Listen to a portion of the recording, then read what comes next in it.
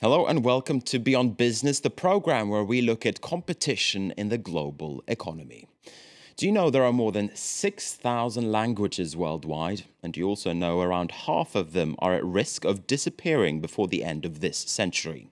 Many smaller languages are simply having a hard time to compete against bigger rivals. This map from the UN body UNESCO tells the story.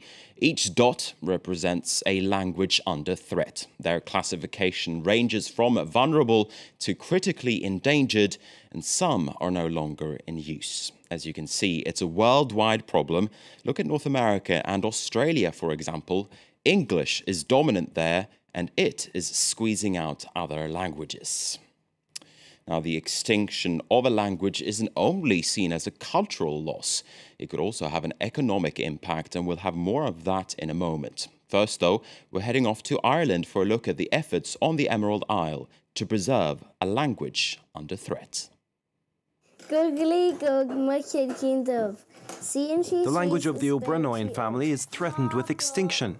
Irish is among 3,000 languages at risk, according to the UN, but it's managed to survive so far, particularly in the county of Galway on the west coast of Ireland.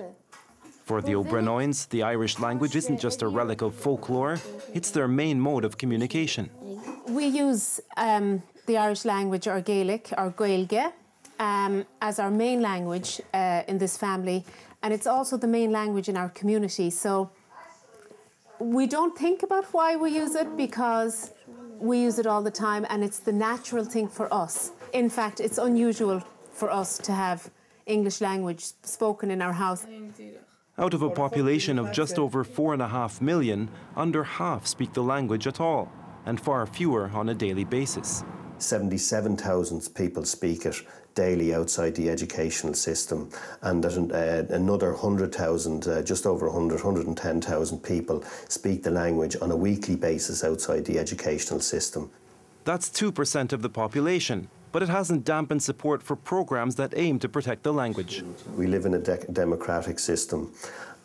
We have opinion poll after opinion poll that demonstrates the opinion of the Irish people is that the Irish language is a worthwhile thing to protect. Protected against English, which is the dominant language in Ireland and has helped to eclipse countless local tongues all over the world, including Irish, which was spoken by the majority of the population until the 19th century, when it began a long decline.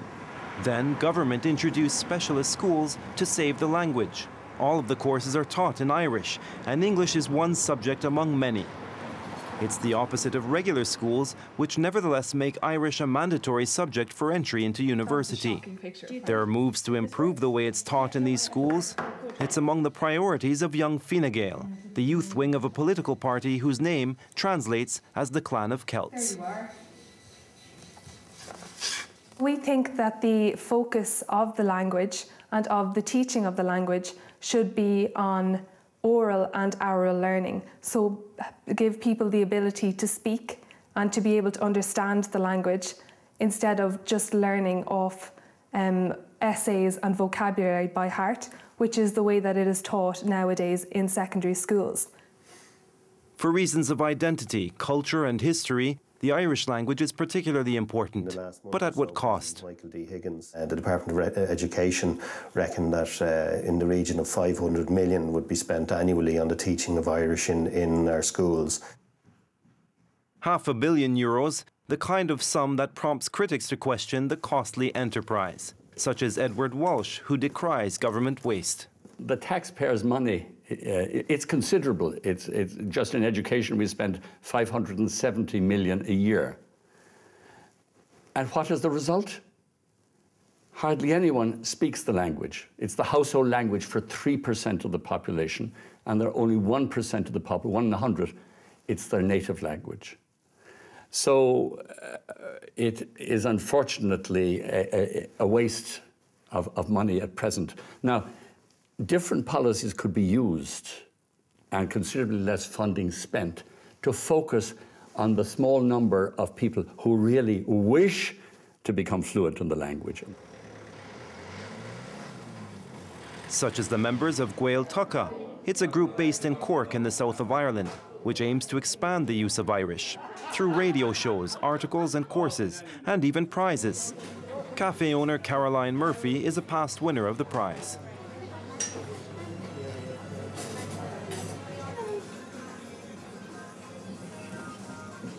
So there's different ways we promote Irish language. We put it in our menus, put it in the back of menus, we speak Irish with our customers, and any flyers or promotionals, we always do everything in Irish and in English. That's an effective marketing tool. No better way to say that it's made in Ireland than when it's said in Irish. Obviously it is good marketing, and if there were two places to choose from, I would naturally try and encourage a place that will encourage Irish language. That boosts tourism, and it's a boon for employment, in teaching, translating, in schools, offices and in the media, as is the case in Galway in the Connemara. The television channel TG4 broadcasts shows in Irish all over the country with English subtitles. We have created a new industry, if you like. We employ about 350 people, full-time people making programs. So therefore, it is an industry. It is an industry that needs to keep changing constantly with the business. Rolling up, Cuna Salmon, Otcana Laredell. About 90% of the money that we get in from the government goes back out again to independent production companies totally across Ireland, the 32 counties of Ireland, to make our programmes. So the money is actually going back into the regions again and is creating very much needed employment in today's economic climate. So, against the threat of globalisation and English domination, the Irish language enjoys a robust defence to preserve what remains of Ireland's rich cultural diversity. Okay, a look there at how Ireland is trying to preserve Irish. And for more on what the loss of a language would actually mean, we spoke to linguist Nicholas Evans. He's the author of the book Dying Words. He says humanity will lose out not only culturally, but also economically by the loss of a language. We asked him specifically why he thinks a language spoken by only a handful of people should be kept alive. With regard to the value of the language itself as a vehicle of ideas. If we see people in remote villages in Northern Australia or in Papua New Guinea or in Africa as being nothing more than future factory workers or possibly future call centre workers, yes, they will be at a disadvantage. It will be a longer road for them to travel in order to be able to take calls in a call centre or work in a factory in English or French or Mandarin or whatever it may be. But if we see their economic future as lying more in where they are, what they know, what their expertise is, namely the management of the forest or ecological resources which they and their ancestors have explored and utilised for centuries, for millennia, then again the problem looks very different. It's them who have the expert knowledge, them who may know about valuable tree species, for example, that Western science doesn't yet know about. So if we have a more interesting conception of economic futures, which is much more diversified, much more localised, then a lot of these pseudo-conflicts will disappear. Let's delve deeper into the treasures that may literally lie hidden in different languages. Nicholas Evans also told us about one people and one language in Mexico that alerted scientists to a potential asset on the ocean floor. Without the preservation of the Seri language, this knowledge may have been lost forever. These are observations of the natural world made by a particular ethnic group, by speakers of a particular language over centuries or millennia. People who had to survive, and in the case of the Seri, for example, they were living in desert conditions. It's not easy to find things to eat in that situation. So they carefully studied the movements of birds, which would come every season, dive down into the sea, and feast themselves on these submarine grass, and the Seri people learned to prepare them and harvest them.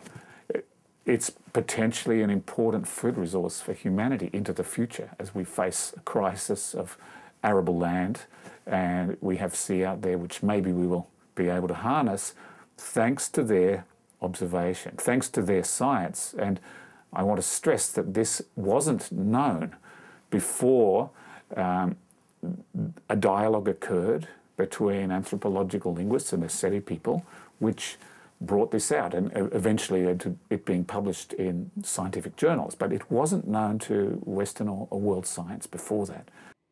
That brings us to the end of this Beyond Business. Before we go, I just want to leave you with this reflection. You've probably heard of the story of the Tower of Babel. The myth is that God punished mankind by giving us different languages. But maybe, just maybe, we should look at our different languages as an asset instead. On behalf of the entire team, thanks for watching, and do stay with us for more news right here on France 24.